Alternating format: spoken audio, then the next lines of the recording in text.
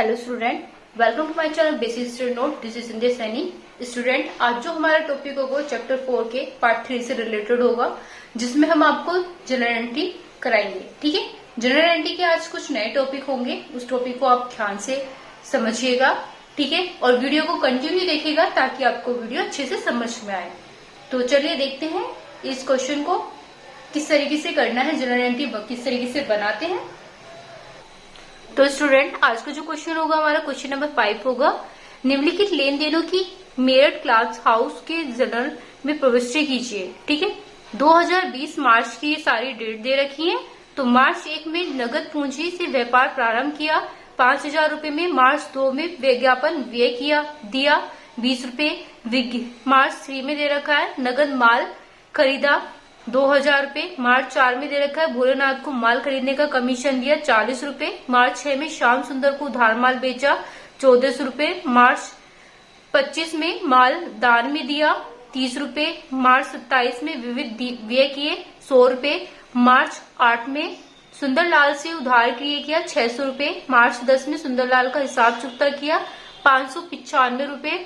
मार्च 15 में छोटे लाल को मजदूरी दी 50 रूपये। मार्च 20 में श्याम सुंदर से ब्याज मिला 70 रूपये। मार्च 22 में नगद बिक्री हुई 300 रूपये।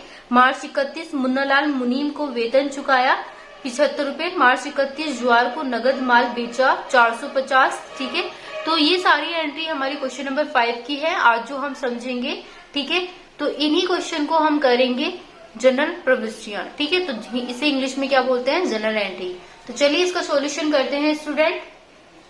तो स्टूडेंट, जैसे कि हमने पिछली वीडियो में पार्ट 2 में हमने आपको बताया था कि जनरल एंट्रीज बनाते समय सबसे पहले हमें क्या करना चाहिए, हमें 5 कॉलम बनाने हैं। सबसे पहले हमें डेट का कॉलम बनाना है, फिर पार्टिकुलर, एलएफ यानी लेजर, अमाउंट और अमाउंट यानी ये डेबिट के है और ये क्रेडिट की है। तो स्टूडेंट, ये कॉलम हमें बनाने हैं। उसके बाद में क्या करना है, जो भी हम जनरल प्रविष्टियां करेंगे यानी जितनी भी जनरल एंट्री हम बनाते जाएंगे, पहली एंट्री बनाई लाइन खींची, दूसरी एंट्री बनाई लाइन खींची, तीसरी एंट्री बनाई लाइन खींची। यहाँ पर मैंने पहले ही खींच रखी है, तो आप अपनी इस तरीके से कर लीजिएगा जैसे करना है कि आप भी ऐसे खींच लीजिए, आपके लिए भी आसानी होगा। ठीक है, तो क्वेश्चन का सॉल्यूशन हम कर रहे हैं। क्वेश्चन के सॉल्यूशन में सबसे पहले क्या दे रखा है, 2020 दे रखा है। ये हमारी एनसीईआरटी की बुक है स्टूडेंट, और यहाँ पर मैंने क्या लिख दिया है, मार्च लिख दिया है, क्योंकि जितनी भी एंट्री है हमारी वो मार्च से यानी कि मंथ मार्च से स्टार्ट है। तो सबसे पहले क्या दे रखा है, 1 मार्च दे रखा है स्टूडेंट। 1 मार्च में क्या दे रखा है स्टूडेंट, नगद पूंजी से व्यापार प्रारंभ किया है। तो प्रारंभ किया है सबसे पहले किससे किया है, कैश से किया है। तो cash account debit to capital account. ठीक है, इसके बाद हम इसकी नरेशन बनाते हैं। Being business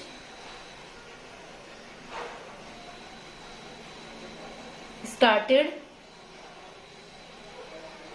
with cash. जैसे कि स्टूडेंट मैंने आपको बताया था कि हम यहाँ पर बीइंग भी लिख सकते हैं, यहाँ पर हम 4 भी लिख सकते हैं। ठीक है, बीइंग और 4 भी लिख सकते हैं, दोनों में से एक को लिखेंगे।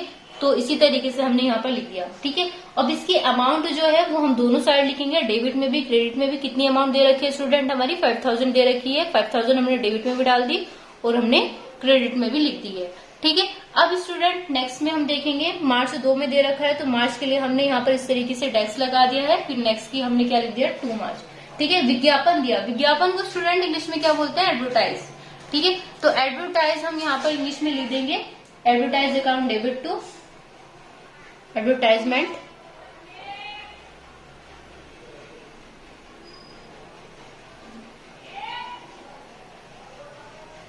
Account debit to cash.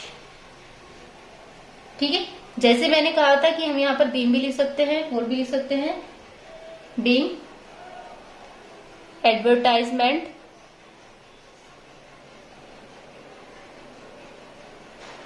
Expensive account. ठीक है, कितना दे रखा है स्टूडेंट हमारा, ये 20 रुपीज दे रखा है ओनली। तो 20 रुपीज हम डेबिट में भी डाल देंगे और हम क्रेडिट में भी डाल देंगे। नेक्स्ट में हमारा दे रखा है 3 मार्च 3, तो हम मार्च के लिए हम कैसे डाल देंगे, ऐसे डाल देंगे। फिर उसके बाद में दे रखा नगद माल खरीदा है, तो स्टूडेंट माल खरीदा है, परचेज अकाउंट डेबिट क्या चीज खरीदा है हमने? माल। तो माल हमारे पास आ गया है। किससे खरीदा हमने? कैश से खरीदा है। Cash account being goods sold. Sold नहीं लिखेंगे स्टूडेंट, हम यहाँ पे परचेज कर रहे हैं तो हम यहाँ पर परचेज लिखेंगे। ठीक है स्टूडेंट, चलिए ये हमारा हो चुका है। कितना लिखेंगे हम? 2000 लिखेंगे, डेबिट में भी और क्रेडिट में भी। नेक्स्ट में दे रखा है 4 मार्च में, क्या दे रखा है? मार्च 4 कितना दे रखा है? भोलानाथ को माल खरीदने का कमीशन दिया। भोलानाथ को दिया है ना स्टूडेंट, तो मार्च वो क्या दे रखा है? भोलेनाथ को माल खरीदने का कमीशन दे रखा है। तो commission account debit to commission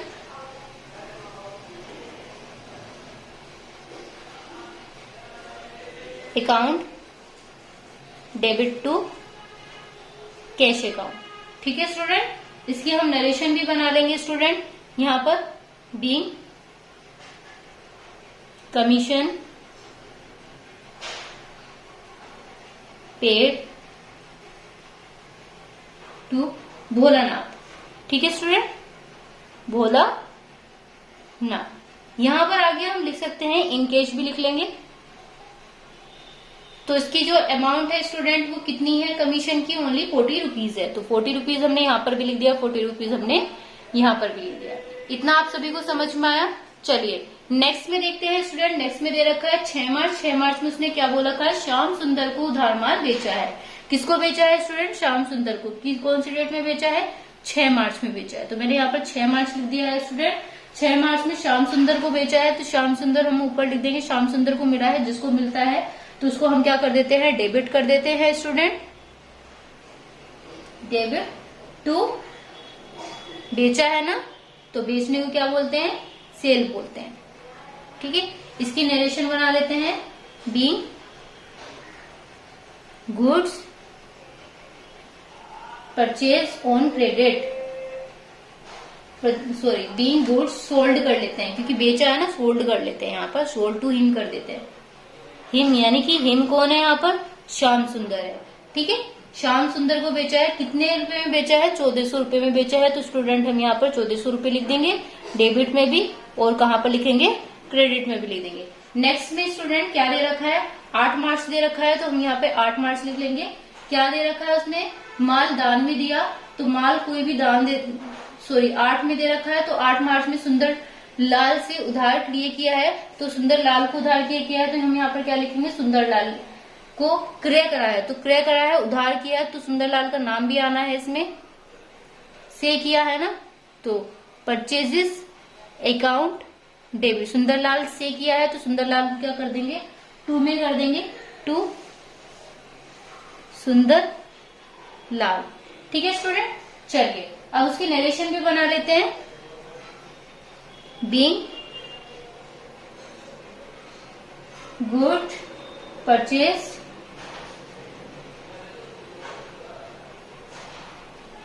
on credit. तो कितने रुपए है इसमें स्टूडेंट? 600 हम यहाँ पर डेबिट में भी डाल देंगे और यहाँ पर क्रेडिट में भी डाल देंगे। ठीक है, उसके बाद में स्टूडेंट क्या दे रखा है? मार्च 10 दे रखा है। तो मार्च 10 में हमारा सुंदरलाल का हिसाब चुकता किया है, तो सुंदरलाल का हिसाब चुकता कर देते हैं। कितना है? सुंदरलाल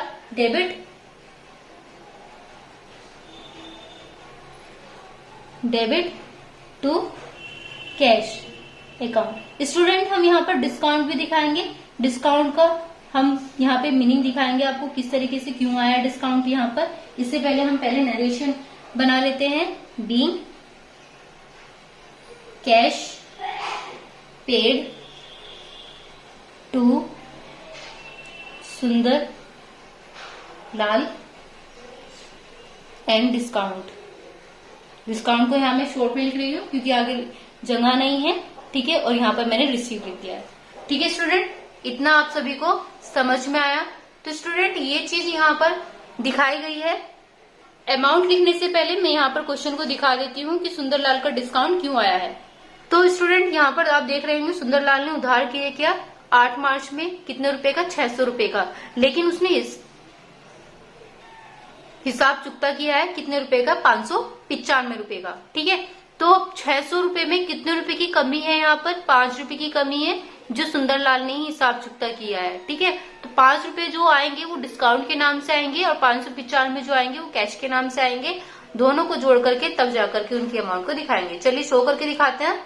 जैसे कि मैंने कहा था 5 रुपए हमारा डिस्काउंट में आएगा और 595 हमारे कैश के नाम से आएंगे, और जब दोनों को जोड़ेंगे तो वो सुंदरलाल के अकाउंट में आ जाएंगे 600 रुपए। तो इतना आपको समझ में आया। आगे देखते हैं नेक्स्ट में क्या दे रखा है। 15 मार्च में दे रखा है छोटे लाल को मजदूरी दी।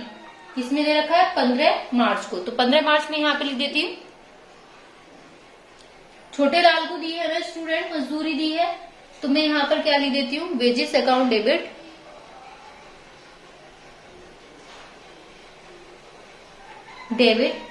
स्टूडेंट। यहाँ पर हम कैश भी लिख सकते हैं और सुंदरलाल का नाम भी लिख सकते हैं। ठीक है, तो मैं यहाँ पर कैश ही लिख देती हूँ। ठीक है, एक ही बात है। बीइंग वेजेस टू छोटे लाल। कितने रुपए दे रखा है स्टूडेंट? ओनली 50 रुपीज दे रखा है, तो 50 रुपीज हम डेबिट में भी डाल देंगे, 50 रुपीज हम क्रेडिट पे भी डाल देंगे। उसके बाद स्टूडेंट हमारा 20 मार्च दे रखा है और 20 मार्च में हम क्या करेंगे? 20 मार्च में हमारा दे रखा है श्याम सुंदर को ब्याज मिला। तो श्याम सुंदर को मिला है स्टूडेंट, तो हम क्या करेंगे? कैश अकाउंट करेंगे, cash account debit to interest. ठीक है, इंटरेस्ट अकाउंट। इसकी नरेशन बना लेते हैं। नरेशन क्या बनेगी स्टूडेंट? Being interest receive.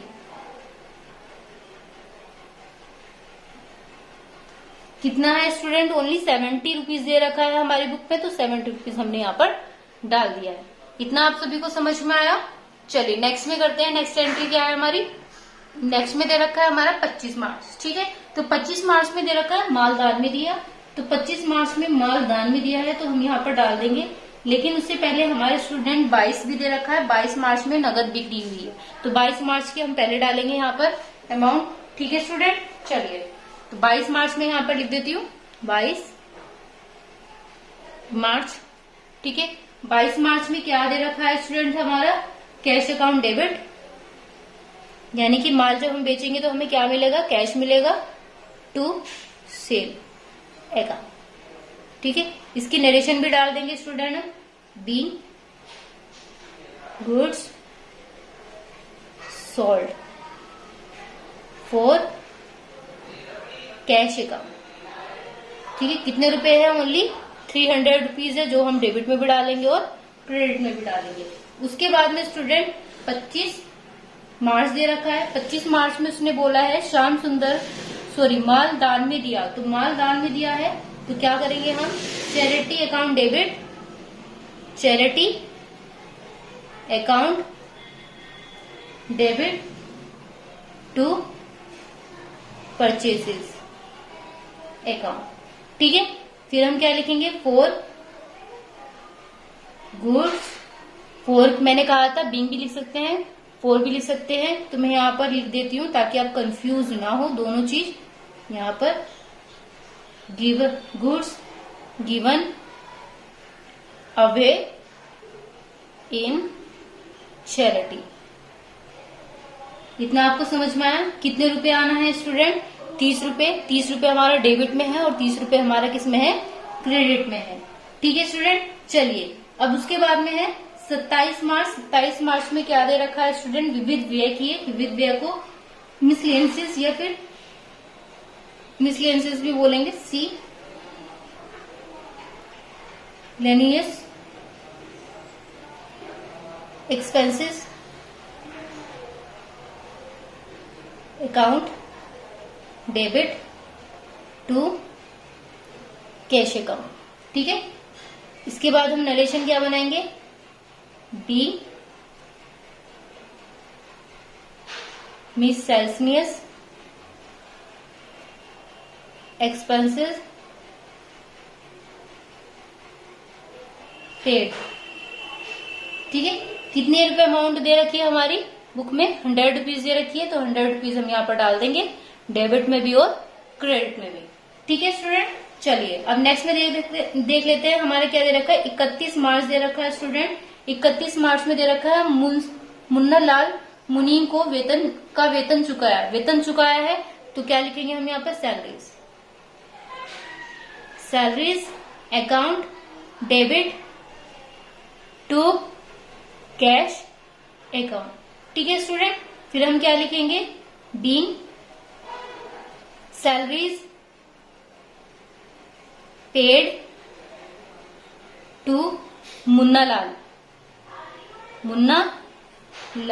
ठीक है स्टूडेंट, कितना आएगा, 75 आएगा। इतना आप सभी को समझ में आया। उसके बाद में दे रखा है 31। फिर दोबारा से जवाहर को नगद माल बेचा, तो नगद माल बेचा है स्टूडेंट। मैंने कहा था जब भी नगद माल आए तो हम कभी भी नाम नहीं लिखते हैं, कैश हमारे पास आया, टू सेल अकाउंट। इसकी जो नरेशन बनाएंगे, क्या बनाएंगे, being goods sold to Jawahar, only Jawahar दे रखा है। ठीक है, कितने रुपए का दे रखा है, 450 रुपए का। ठीक है, अब ये 450 हमारे कहाँ पर आएंगे, डेबिट में भी और क्रेडिट में भी। तो हमने सारी अमाउंट डाल दी, सारी जनरल एंट्रीज बना दी है, सब अमाउंट जनरल एंट्रीज आपको अच्छे से समझ में आ गई होंगी स्टूडेंट।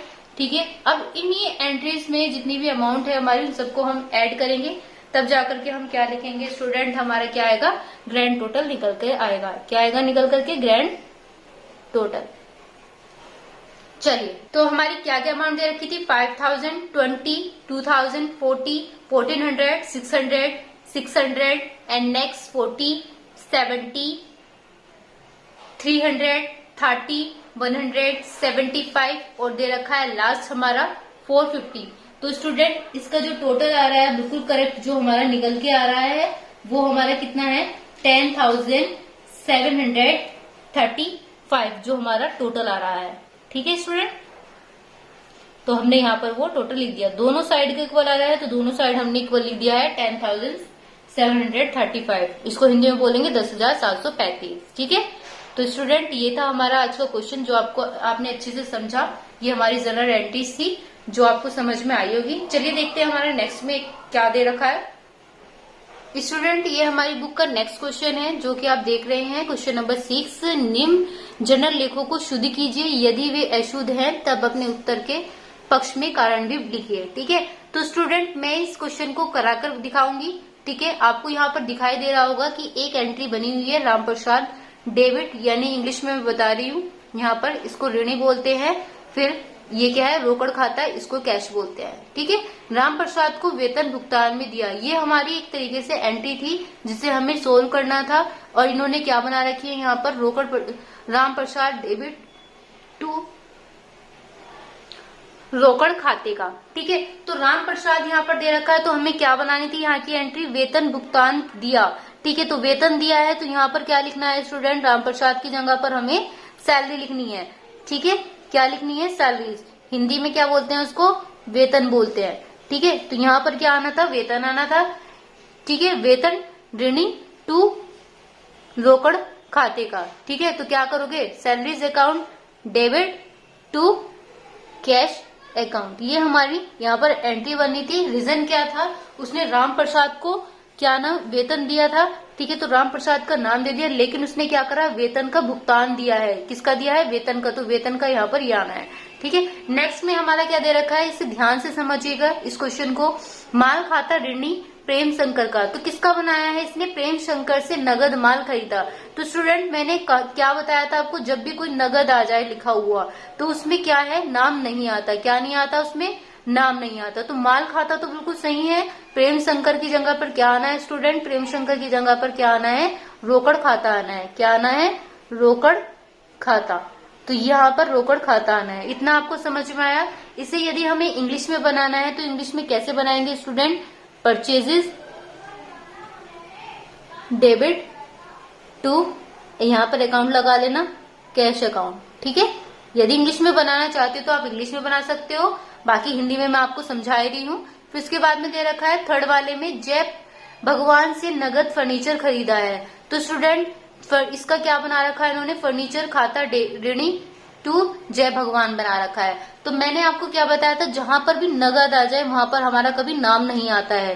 तो यहाँ पर गलत क्या किया गया है, जय भगवान को गलत किया गया है। तो जय भगवान का नाम की जगह पर क्या लिखना है आपको, रोकड़ खाता लिखना है। ठीक है, क्या लिखना है, रोकड़ खाता लिखना है। तो स्टूडेंट इसकी यदि इंग्लिश में इसको बनाना चाहेंगे तो हम क्या बनाएंगे, furniture debit to cash account. ठीक है, यहाँ पर भी हम कैश लगा देंगे। इतना आपको समझ में आया, कैश अकाउंट। चलिए नेक्स्ट में देख लेते हैं। 4 में क्या दे रखा है, गोविंदा के नाम कमीशन जमा किया। तो गोविंदा के नाम करा है, कमीशन खाता क्या कर रखा उन्होंने, ऋणी, और गोविंदा को क्या कर दिया, डेबिट। जबकि गोविंदा के नाम पर हुआ है। ठीक है, तो गोविंदा को क्या कर देंगे, देखो स्टूडेंट गोविंदा का नाम तो हम यहाँ पर नहीं लिखेंगे, लेकिन कमीशन जमा किया है, किसमें किया है, पैसों में किया है। तो गोविंदा का नाम यहाँ पर गलत है, तो इसको यहाँ पर हम क्या कर देंगे, रोकड़ खाता कर देंगे। ठीक है स्टूडेंट, रोकड़ खाता कर देंगे। तो इसे इंग्लिश में क्या बनाएंगे स्टूडेंट, यदि हम इसे इंग्लिश में बनाना चाहेंगे तो commission account debit to cash account. ठीक है, मैंने इसे इंग्लिश में भी बता दिया, हिंदी में भी बता दिया, ताकि आप कंफ्यूज ना हो, क्योंकि अभी तक हमने जितनी भी वीडियो दी हैं सब में इंग्लिश प्रोसीजर ही कराया है और हिंदी में सारे क्वेश्चन थे उसको इंग्लिश में कन्वर्ट कराए हैं। तो आप भी ये गलती ना करें। यदि समझ में आ रहा है, मैं दोनों तरीके से हिंदी में भी समझा रही हूँ, इंग्लिश में भी समझा रही हूँ, तो दोनों तरीके से आप समझें ताकि आपकी बेस्ट तैयारी हो।